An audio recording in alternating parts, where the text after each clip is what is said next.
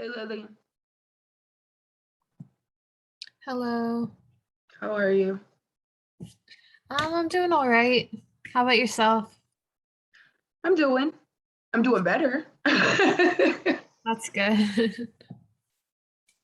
So you ready for this?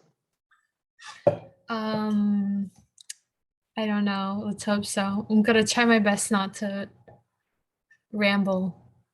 Yeah, that's how I feel I'm gonna do too, ramble. That's why I have my notes pulled up. I just hope I could see them at the same time with the screen open. I try to make them both like smaller, but it's not Yeah, working. let's hope so.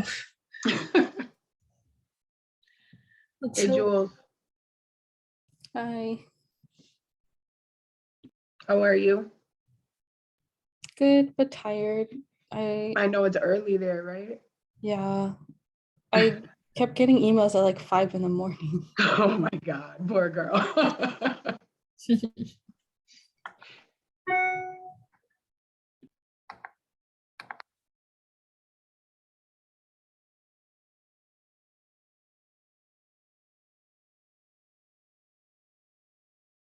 Of student fellows that you will have the opportunity to learn from today.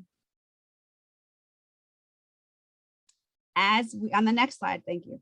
As we center student voice by showcasing Every Learner Everywhere student fellows who are working with Achieving the Dream, that also developing knowledge of strategies and tools for implementing culture responsive teaching practices and learning what equity moves impact students' experiences of learning. Achieving the Dream is an active partner in the Every Learner Everywhere network, which includes 12 education organizations who share our drive to advance equity by transforming post-secondary teaching and learning.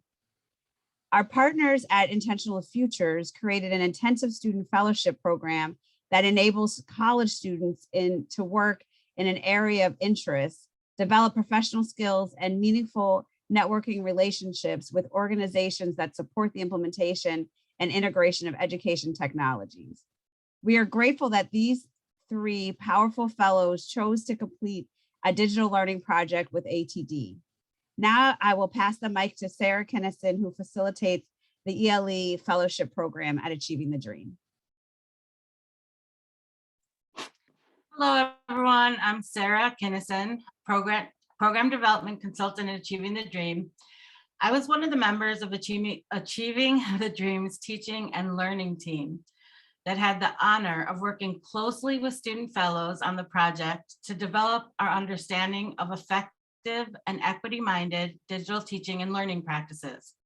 Their teamwork alongside us and their role with Achieving the Dream reflects ATD's founding values of equity and centering the student voice in all of our teaching and learning work.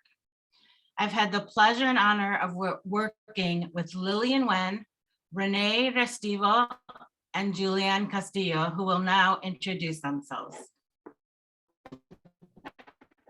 Hi, everyone. My name is Nguyen. I'm a freshman at the University of Central Florida, and I am currently pursuing a degree in health sciences. So I lived in Ohio for the first 13 years of my life and completed my high school degree in Orlando, Florida. Moving to an incredibly diverse environment was eye-opening for me and provided me the opportunity to involve myself in several organizations that align with my passions for human rights activism and movements to combat child illiteracy. I currently am working with Amnesty International to build a coalition in Florida to repeal Stand Your Ground. I hope to incorporate these passions in the future in the medical field, and the mission and focus of ATD was really inspiring to me, and I was drawn to the positive and collaborative environment of the ATD team. The work we have done thus far with ATD has been so informative and inspiring, and I hope to contribute to building a culturally responsive mentality in my own classes.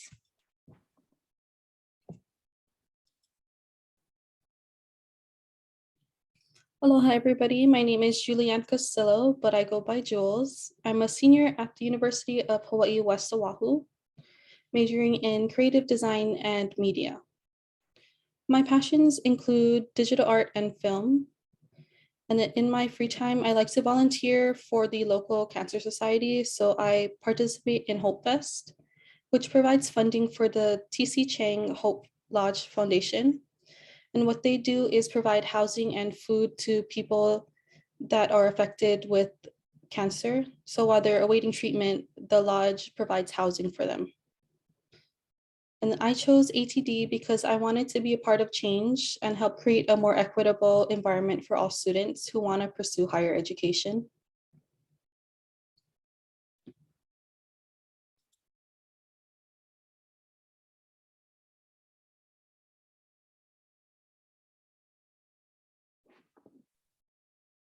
Hi, everyone. My name is Rene Restivo, and I go by Nay.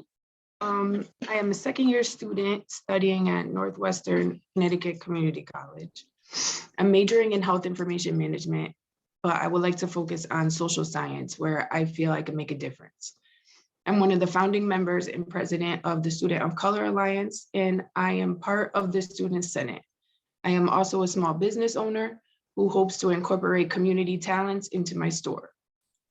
The experiences I have been through in my life have pushed my desire to have a voice and represent the communities I come from and to make a better future for my children and other children. ATD represented my beliefs in education and the opportunities to change education, and that it could provide me with the academic and financial support to continue my education. Being a fellow gives me the opportunity to elevate my voice on issues that are important to me and that impact the community and as a student. Thank you, everyone, for your introductions and for kicking us off with all the participants having a chance to hear student voices. I'll now start the panel questions with the first question. Please share what insights you've gained about effective, culturally responsive teaching and learning strategies from your academic online research, your observational research as sociologists in your courses, and your interviews with college faculty.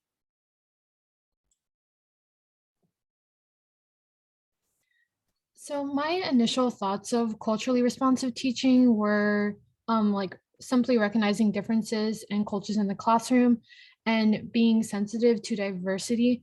While this is a vital component and a first step to progress, I have found through research and like rich discussion with the ATD team, as well as personal discussions with interviewees, that there is a key difference between simply recognizing diversity and incorporating those teaching practices in the classroom. So application is key in progressing student success in the classroom. So my personal research and discussion focus on instructional practices. So as you can see on the left, some examples of those were peer instruction, Jigsaw, and Think, Pair, Share. So I will most likely elaborate later on, but peer instruction really stood out to me and was a major takeaway in my research and reflection. Next slide, please. Thank you.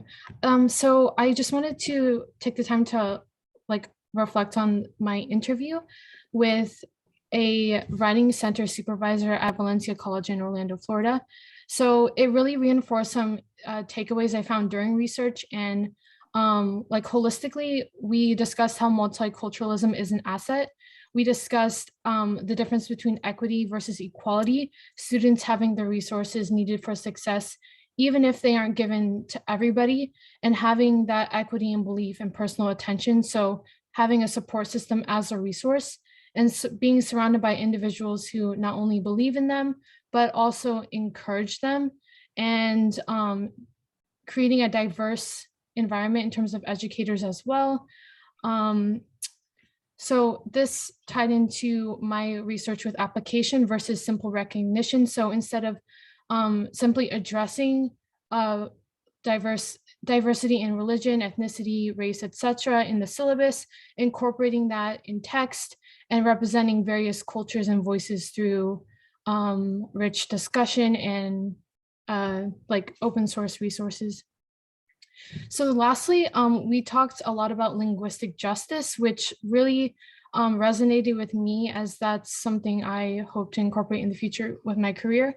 But we talked about how no form of English is superior and how diversity in language is an asset. So incorporating that into curriculum and educating tutors and educators about formatting in different cultures, being ELL sensitive, and providing students with small attainable goals rather than overwhelming them is also really important. So.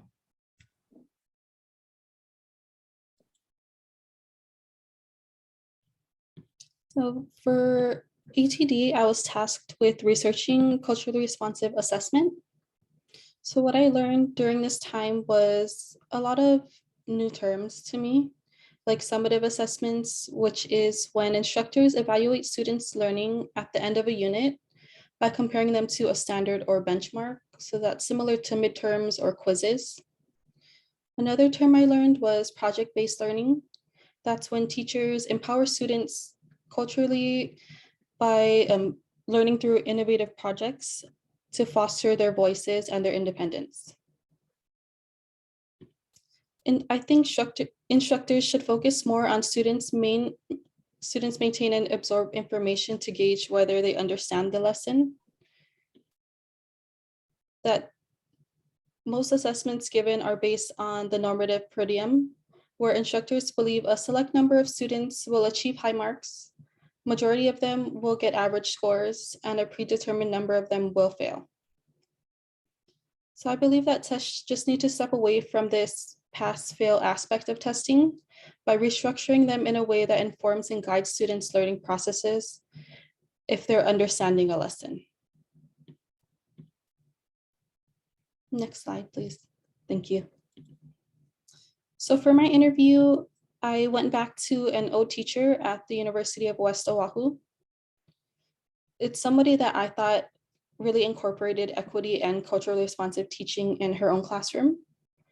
And she is part of the history department. So she covers various topics, specifically marginalized history, like African American history, Asian American history, and the class that I took, which was the history of US mass and pop culture, but that was with an LGBT focus. So the main thing for my teacher was that instructors should demonstrate deep listening, because it creates an environment that promotes discussion and the students feel more comfortable talking to one another and talking to the teacher and participating in class. So this is something she learned from her professor while she was in school.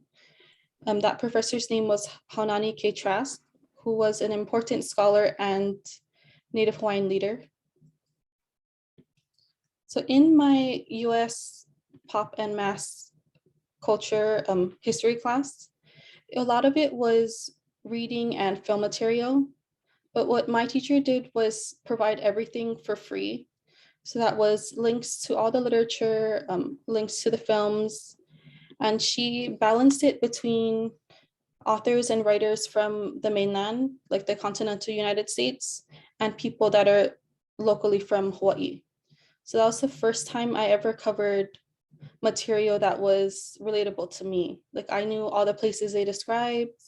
I knew some of the people they mentioned in the stories. It was something that made reading easier to connect with. And then these are some of the quotes that stuck out to me. She said that when some people don't see race, they lack understanding and empathy of another person's background, meaning that it's difficult to learn and form meaningful relationships with other people if you don't know anything about their culture. Because culture influences experiences.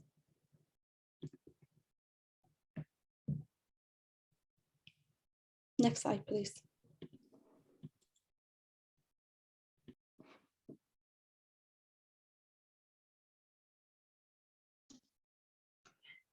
Okay, so this is based on my interview with my medical ethics professor, because I felt that she was the only one of my professors that incorporated equity and culture into her classroom. My answer to the experiences and the reflections about centering culture is that I think it's important. I think it is an important part of decolonizing the curriculum and being more inclusive of different experiences that different cultures bring, widening perspective and revamping traditional ways of teaching whitewashed material and including the students' lives and futures into their education. Students come in all ages, socioeconomic status, and points in their life and education, and understanding each population's historical oppression or oppressions will help us to evolve our thinking and mold the educational system to be more equitable. So what I took from the interview with my professor was the perspective of the teacher's side and how much academic freedom they actually have in their classroom opposed to the set curriculum or what is expected of them to teach. The significance of culturally diverse perspectives in teaching materials and how they impact the student and faculty, because, so for example, the story of Henrietta Lacks in her cells being used without her permission or consent, and how they have been used in the cure for polio and a bunch of other kind of vaccines, and incorporating that into the medical field and a real experience of a population of people and their reality of that impact.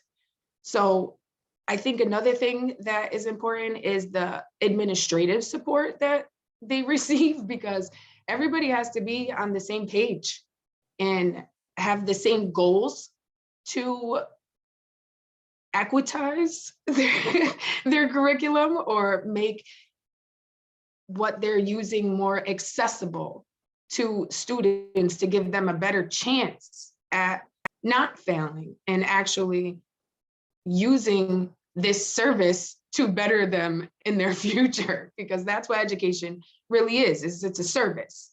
So that's really what I took from that. And then you can go to the next slide.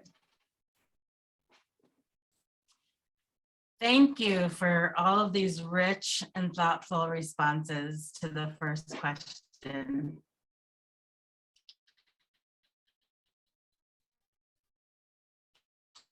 Please share your experiences and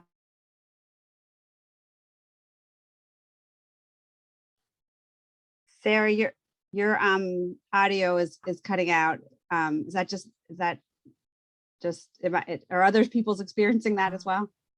Yes. Okay. Ruanda. Okay. Hold on. So, oh shoot. Okay. Sarah, your audio cut out. Can you put the question that you're asking in the chat, and then the fellows can respond until your audio is patched? I can actually speak to it, Rwanda. Can everybody hear me? Can you hear me, Rwanda? I can hear you. I just know that the question she has. actually, next slide, please. Okay. Now we Okay. can hear you. Okay. Did everyone hear my question? No, we did Sarah, not. your audio's cutting out. Did you hear my? Yeah. Can you put that? Yeah, thank you. There you go. She put it in the chat. All righty.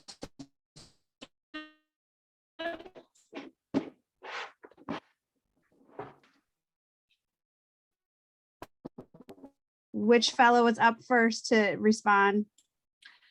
Can you hear me? No, Sarah, we can't hear you. So we just need the fellows to take over from here. Okay. So in terms of centering culture and education, as I mentioned before, like moving to Okay. Florida has allowed me to. Can you hear me? You can't hear me? Me? Sarah, check your phone, please. Yeah. You're disrupt. Yeah. We got it. Lily's talking. We're good now. to join platforms that advocate for world issues and human equality in a way that is bigger than me. So learning more about these culturally responsive teaching strategies brings a lot of hope that we can make education more widespread and inclusive. And something that stood out to me in an interview was she basically stated that you cannot dismantle the master's house with his tools. And this resonated with me in terms of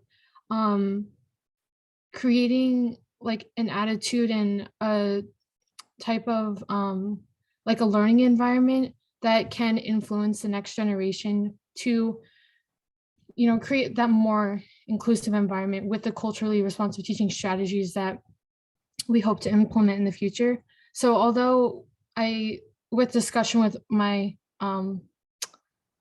with the other fellows in our teaching environments and the classes that we take, although it's not exactly where we currently hope for it to be, we just hope to like influence that next generation and hopefully implement those strategies in the future. So.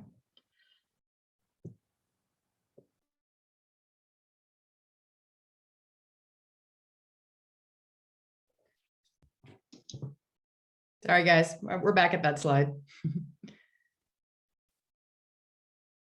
I think Rene, you're next. Yeah, I can talk about the last points. So the assignments as authentic self-expression, it was from the interview that I had at Nebraska Indian State University, I believe. And she had explained to me the way that they handled their assignments. So they, in order to understand if a student is fully understanding a lesson, instead of a pass-fail type grade that they're given, they're allowed to express their topic of choice in different mediums or media. Like someone can write an essay on the topic, or someone could submit a short video on the topic, or they can do a PowerPoint presentation, or whatever they felt showed their learning of that lesson and incorporated into their life was a real important part of my reflection on that interview, and the way that they used tools in the teaching to make it equitable. And learning about marginalized culture through history, because like I said before, a lot of those textbooks are whitewashed and they are from a bias of a specific author or whoever is in charge of publishing those books. And so learning about that culture through the student and their identity is an important part of the learning process between students and professors. Like professors are also students.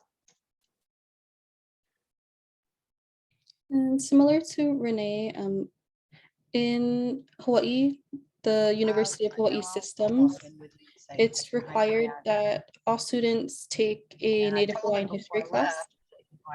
And the other thing is we're meeting Dawn at 6. Right. And you know how nervous Ed gets now. Can we have everybody mute who's in the audience, please? Of course, Dawn always. Who's in your host? Can you mute? Can you? Yeah, I'm mute? trying to find them. And so if I walk in the house at like 4, Ed's going to be nervous. Yeah. Sorry, folks. Sorry about that. We're having tech issues. So like I was saying that at the University of Hawaii, in their system, it's required to take Native Hawaiian history classes as long as a second language class, just so students can learn about Indigenous culture, especially since living in Hawaii. And a lot of the history that we do learn about Hawaii is taught from a white person's perspective. But when you reach the college system,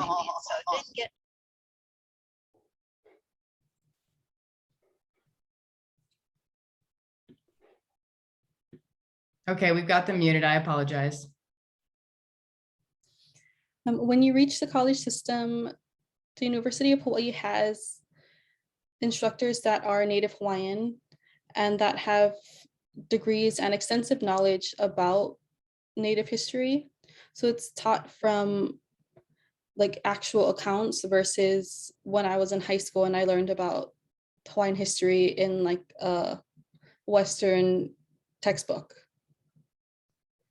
So that's what was important once I reached the college level, was just learning about the indigenous people of the land that I'm living on, and that I appreciate everything that they've gone through because it influences the world that I'm living in today. Thank you so much, Joel. Sorry for that, that you had to compete with, but we have it fixed now. So our final question is, what are the most important insights you've gained in your work with Every Learner and Achieving the Dream, and how will you bring those insights with you into your future endeavors?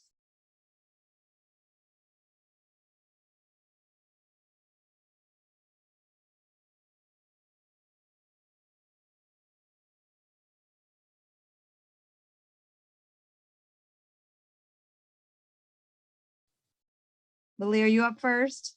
I skipped a question. Sorry. Okay, we're going to get this together. Okay, the question actually is, what are some examples of culture responsive teaching strategies that you have found most effective and had the most impact on students' learning experiences? Sorry about that. Oh, no worries. So one of the impacts, as I mentioned with peer instruction, was one focus in my personal research. I have a personal, or like, in my physics class this semester, it deviates from a traditional lecture style instruction. And this is where the application component came in for me personally. So instead of like lecture style, it's more so group style learning with students at round tables. And the class is structured with alternating periods of lecture and example. So the professor will pose the question, provide ample time to formulate an individual response, and then the peers at the table get to discuss their initial response and then revote. So this definitely, I personally have not had a type of style of class like this before. So it was great for me to apply what I'm learning at ETD to a class that I'm taking this semester. And I have found through research and my personal experience that it does definitely improve student attitude toward learning. So giving the student a greater purpose outside of the specific content material. And with a specific interviewee, I interviewed a few weeks ago, a professor at Lakota Lake College relates his material with current issues in the community and addresses them, like current world and political issues, instead of ignoring them. So that's just relating the content to a greater purpose instead of like hyper focusing on specific content material. And also I found that it encourages students to take greater ownership over their own education. So not only improving the productivity and possible achievement in the class, but just increasing that support, as I've mentioned, especially like with linguistic justice, having that support with your peers, not just your educators, and like having that diversity with educators, but also diversity within the student population, improving. It also improves self-esteem and overall mental and emotional well-being, as I found. And it's just because like the student feels like they're working toward a common goal with their peers instead of feeling isolated in a extremely large populated lecture hall, and they kind of feel like a number instead of a student with a greater purpose. And then lastly, peer instruction, I have found it to encourage healthy debates and instill confidence in the students' answers.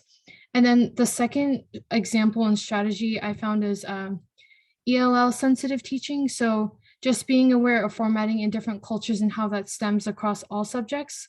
So not only math and science, for example, like formatting mathematical like computations differently or dividing in a specific way in a different culture in a different country, but like translating that to like English classes, for example, or speech and communication classes. So just being culturally aware with that.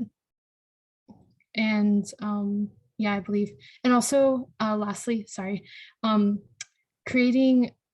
formatting assignments to not only like having a final grade for an essay, for example, but splitting that task into multiple parts to tailor it to different types of learners is also an example.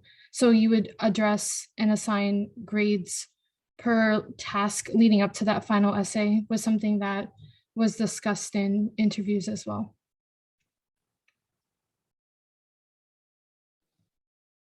Thank you, Lily. Renee and Jules, do you have anything to add here, or should we move to the final question? Yeah, I have a couple things to add. So my experience of culturally responsive teaching has been with open educational resources that have been extremely helpful to me, especially because I pay out of pocket for my college, and the tuition does not include the course materials. Incorporating ethical dilemmas of our country's past beliefs and practices and their effect on different populations is another practice. Using different resources as educational materials, such as Khan Academy, YouTube, and available recorded lectures in the specific area of learning. Taking students' background and what makes them who they are and building off of that results in more student engagement by allowing the student to incorporate the lesson and focus into their life. Focusing on the student's ability to absorb and apply the information as opposed to a pass-fail approach, like I discussed earlier.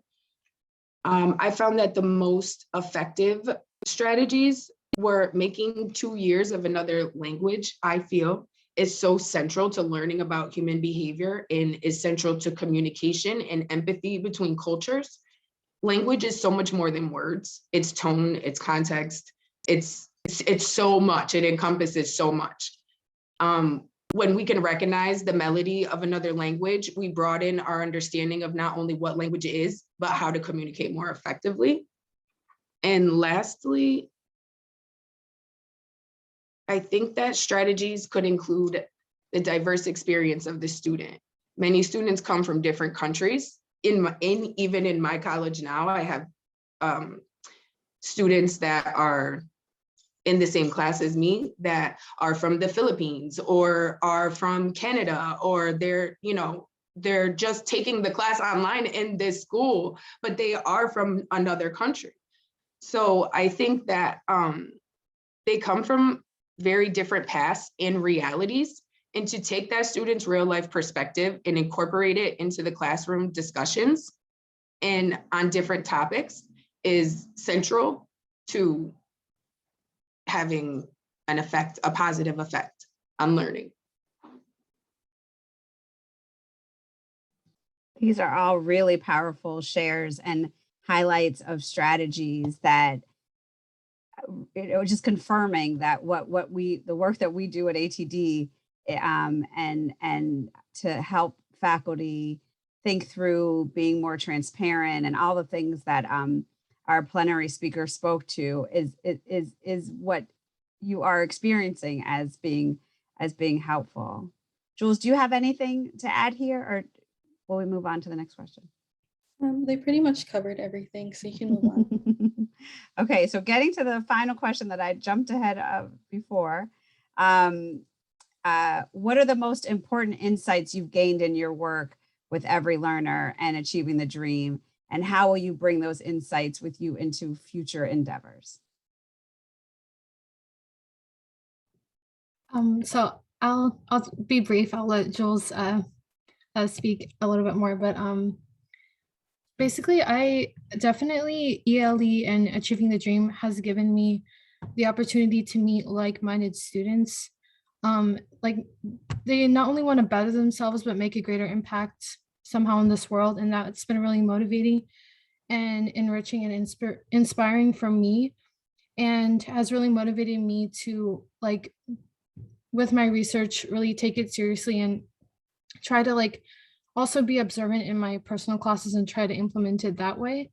And both ELE and ATD, I feel I've learned better who I am as a communicator, and like not only building on individual skills and character building with ELE, but then ATD has allowed us to translate those and practice the skills in discussion and interviews. So I hope that I'm able to translate that in the future for sure in classes. And so.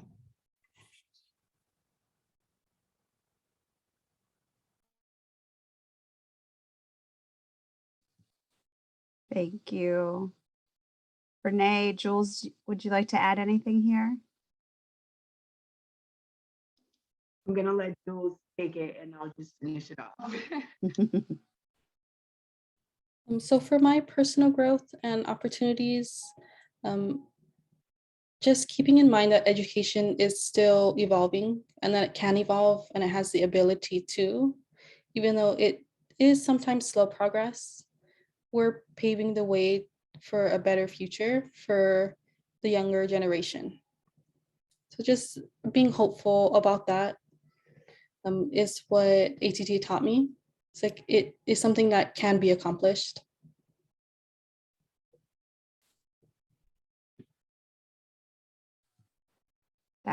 Thank you. That is wonderful. As Dr. Stout mentioned before, we all need that read through thread to keep us hopeful and inspired. This work is not easy. This work has many challenges, and but it does take this us operating as a community to work through the resistance and change, and I know I get frustrated how slow change can be. So I'm excited that you are not that you are hopeful. Rene, would you like to share before we move into our Q&A session? Sure, I'll just try to keep it short. I think that ATD and ELE created a space for me to have a voice and to validate my experiences, because sometimes as the minority population here where I live, I don't have a shared experience with a lot of students. So it does tend to feel isolating. I think that showing me that I'm not alone in my struggle has given me the confidence in my ability to help move equity practices forward. Like, I was a founding member of the Student of Color Alliance because there was nothing like that in the college that I go to. And I thought that it is very important to give students the space for validation and support, because, you know, it's important. And I feel like being connected to a larger corporation and community of people like ELE and ATD that believes in the same values and wants to address the same issues and has like the ability and tools to do so has helped to broaden my perspective and lead me to want to work in the field of social science, or like Lily said, human right activism. Like, that's what I really believe that I can make a difference in because of my reality and my experiences. So as a fellow, I feel a little less hopeless for my future. And I'm dedicated to making the community a better place that can value and embrace diversity and culture in every one of its members. Well, that is an inspirational note to end on and move us into the question and answer section. But thank you all for the work, for your energy and the inspiration you provide all of us to keep going at this work, wake up every day and find different ways to build our community so that we do create a better educational experience for the generations that follow. So I will throw it over to Susan, who will lead us through and facilitate the Q&A. I'm sure many of our audience members have great questions. Yes, thanks for everybody's patience on the tech. I think we got everything delivered well, and I thank all the students so much for your contributions. And yeah, we want to open it up to audience. You can put your questions in the chat. You're also welcome to take it off mute and ask questions directly to the students or of us. Yeah, give it a moment there to see.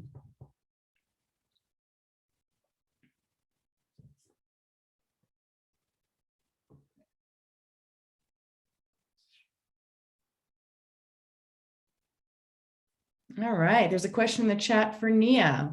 I believe you mentioned you're a parent. If so, what resources or support have helped you in your role as a parenting student? What lack of resource or support have you found?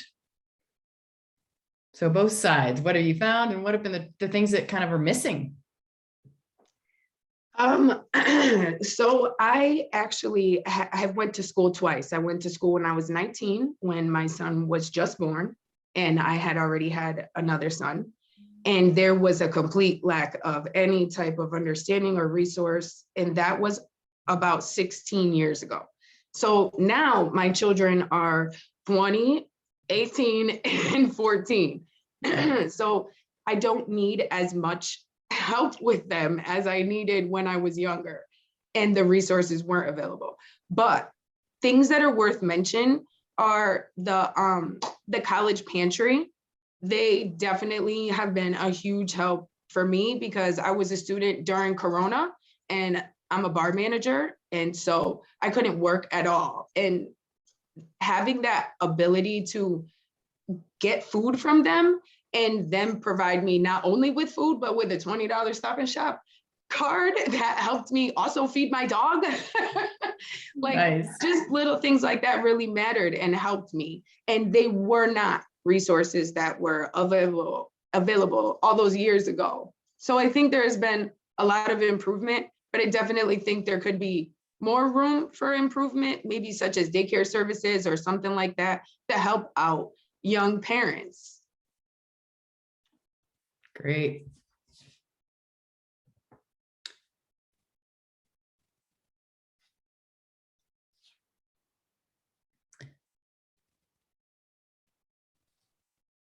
I have a question for the fellows. Mm-hmm.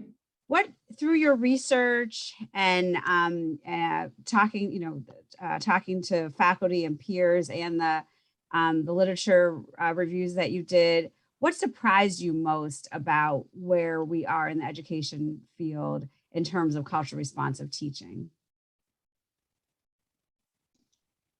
Anybody can answer. I just kind of want to answer that because I feel like my interview with my teacher really kind of helped. Her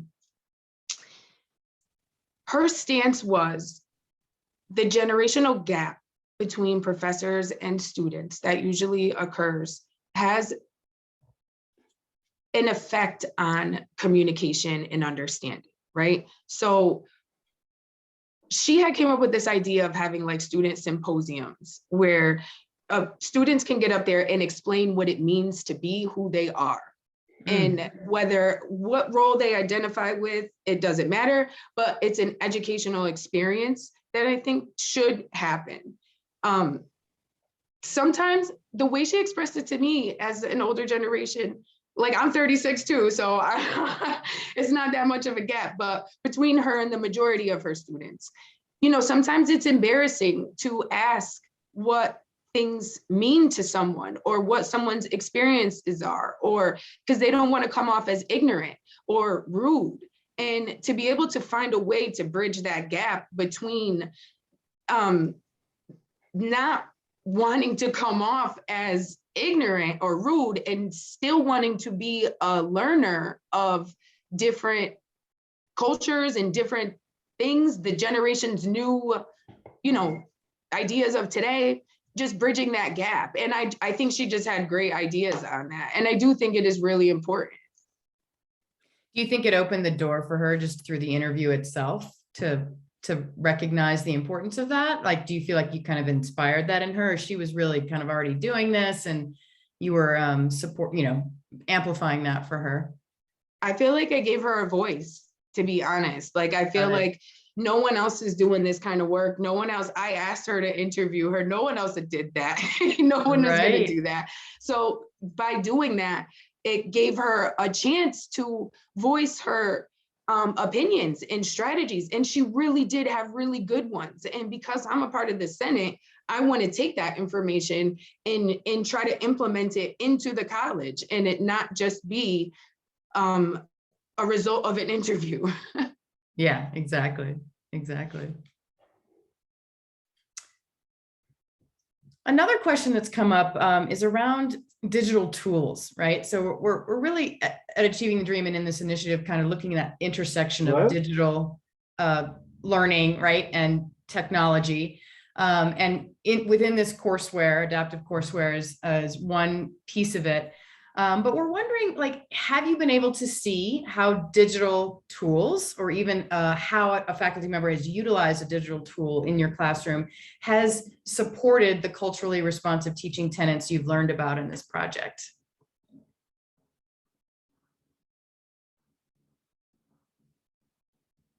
Or is there a lack of it and we need more of it? Hello, can you hear me? Yes. Oh, okay. Yeah, this is Professor Till Raghunath. I want to make a comment, although it's not directly pertaining to the issue that you just raised. So if someone wants to respond, I can wait and then respond. Oh, no, that's great. We can, well, I'll give them a chance to think about my question and we'll go with yours. That's great timing. Thank you. Yeah, it was great to hear all the different responses and the accounts of their experiences and so forth. By the way, yeah, I'm a professor of philosophy at the College of Southern Nevada in Las Vegas. I teach critical thinking and also Asian philosophy. In my critical thinking course, I use what I describe as exemplars from different communities. So it's not just about being sensitive to the particular social cultural background of the person, or actually being sensitive in this sort of way, and that is to offer examples or exemplars of achievements. So I have a lot of Hispanic students, some with background in Mexico, so I use Cesar Chavez. I use the work of the great, Nobel laureate Mexican poet Octavio Paz and so forth. And I have these photo quotes on my course homepage and in the relevant modules. So I have some students with Middle Eastern background this semester. So I use quotes from, the great Persian poets and so forth, Arab poets, Persian poets, and so on. And, then I have a few Chinese students. So I also teach Chinese thought as part of my Asian philosophy course. So I will use quotations from Confucius, Lao Tzu, and so forth. And it does seem to, it does engage students. Because when they see that someone from their cultural background, or the society of origin or country of origin is an exemplary figure. Okay, so Octavio Paz and so forth, Frida Kahlo and so on from Mexico, Omar Khayyam from Iran. Iran has a great tradition of poetry and so forth. I find that this makes the students feel more at home, because now they see, oh, well, this instructor is acknowledging and providing examples of achievers from my culture. And that kind of draws them in. But of course, I don't just use this a kind of ornamental, decorative sort of thing. Right. I use quotes that have a bearing on critical thinking, and that raise issues for critical thinking.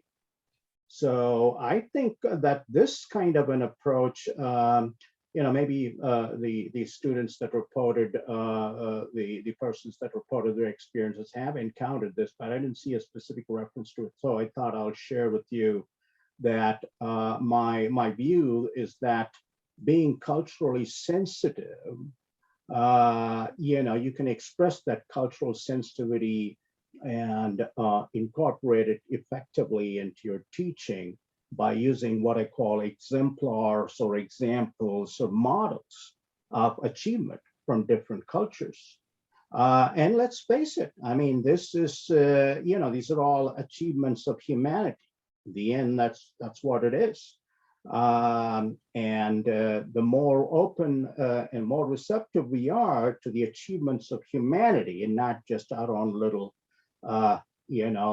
whatever you want to call it, little group or whatever, I think that expands our horizons. That helps us to understand the different forms of human achievement, across cultures around the globe and so on and so forth. So that's my 2 cents.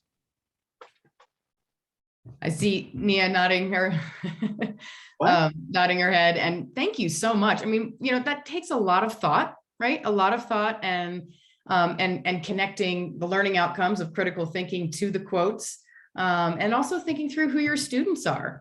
So thank you for that. That sense of belonging is really what we're seeing is getting a lot of traction, and it can really kind of seeing themselves in the course creates pathways for learning more successfully and making learning easier. Yeah, I want to add that, in honor of the Black History Month, I used quotes from Martin Luther King. And in fact, there's a great video that's available on YouTube of Martin Luther King giving a talk titled, "What is Your Life's Blueprint?" It's a very important motivational talk, which I highly recommend, and I believe my students got a lot out of it. And then I used some quotes from,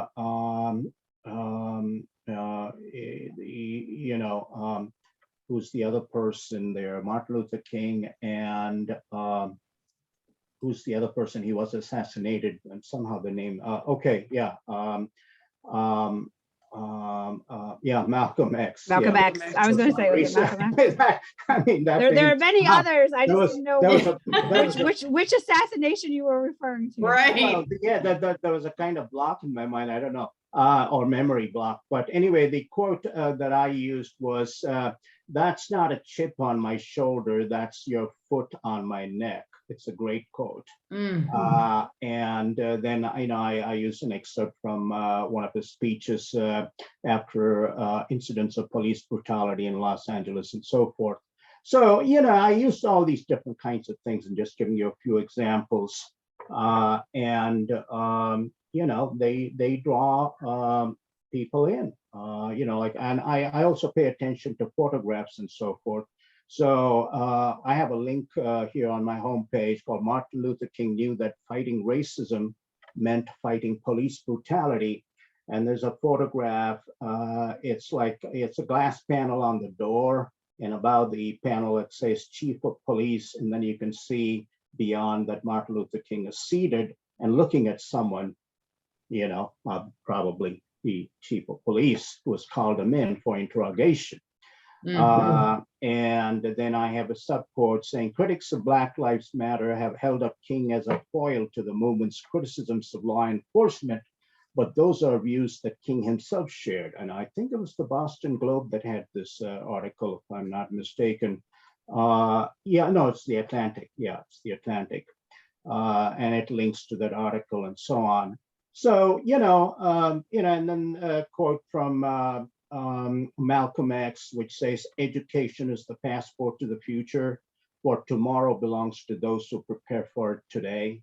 So these kinds of things, I think when you use real models, exemplars, examples of achievement, whether activism or poetry, art, science, and so forth, of people from different backgrounds, Thank you. Yeah, thank you so much, Dr. Raghunath.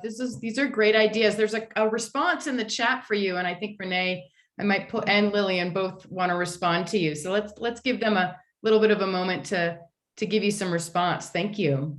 Okay.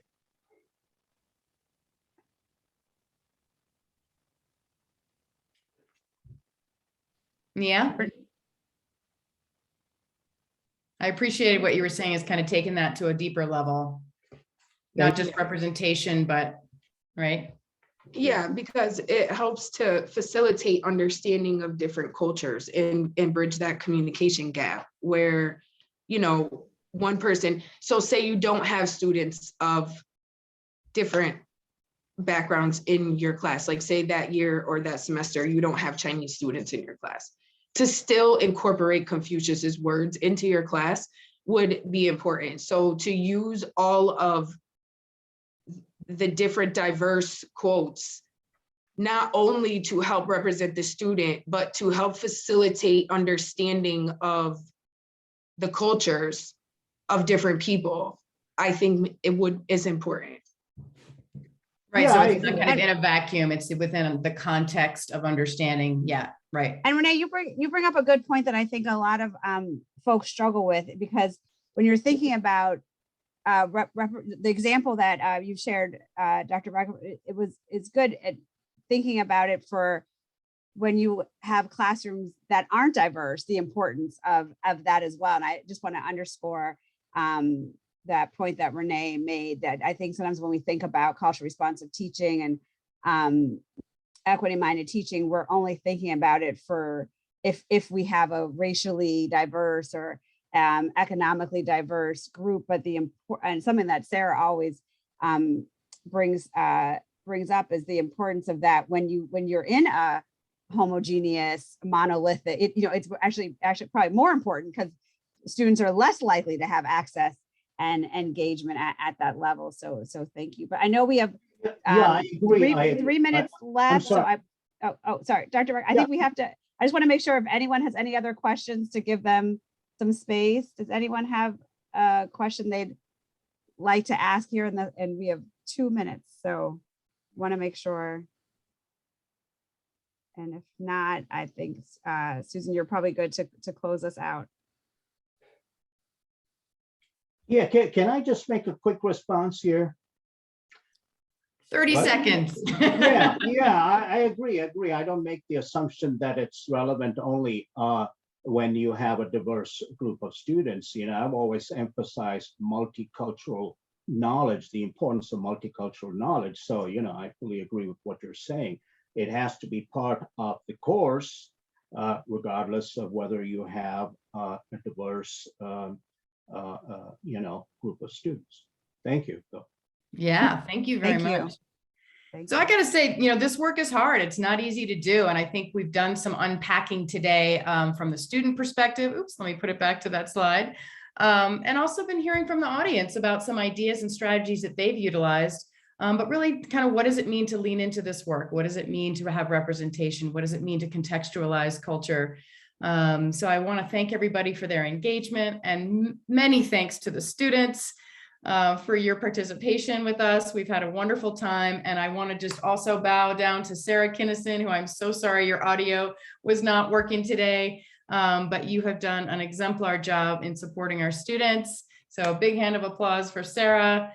And we get to have you for a few more weeks. So we're excited to continue in supporting your work with us. So thanks, everybody. Thank you. Enjoy the Institute.